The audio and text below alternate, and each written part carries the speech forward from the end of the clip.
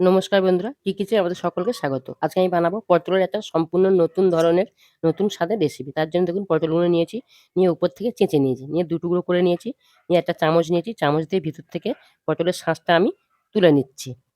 সবগুলো তুলে নেবো একইভাবে, নিয়ে তারপরে আমি দেখাবো।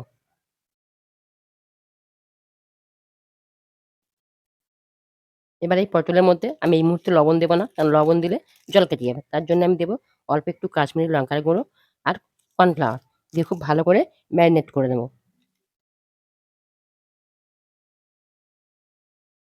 যেন প্রত্যেকটা পটলের মধ্যে কর্নফ্লাওয়ার লেগে যায়।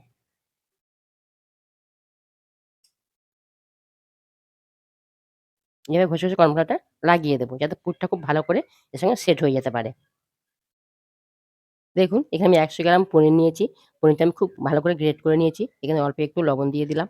কয়েকটা কাঁচা পাকা লঙ্কা দিয়ে দিলাম। ঝাল যে যেমন খাবেন সেই অনুযায়ী দেবেন।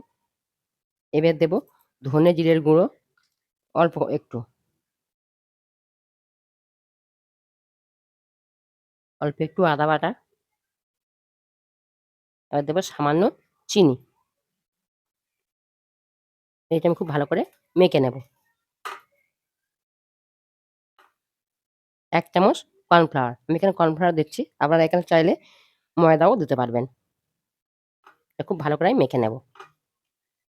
দেখুন এটা মাখা হয়ে গেছে। এখান থেকে আমি কম, কম করে নেব। যে পটলগুলো নিয়েছি, পটলের মধ্যে আমি ভরে দেব।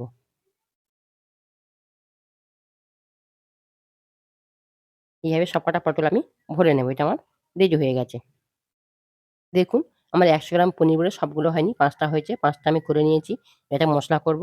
তার জন্যে ৩ টে কাঁচা লঙ্কা দিয়েছি।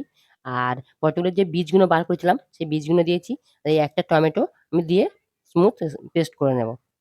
প্রথম তেল বসিয়ে দিয়েছি। মানে পটলগুলো ভাজতে দেব। ঠিক এইভাবে বসিয়ে দেব। দিয়ে আমি ঢেকে দেব। পটলগুলো হয়ে গেছে, আমি তুলে নেব। আমি পটলটা কিন্তু এক সাইড ভেজেছি, ২ সাইড ভাজিনি।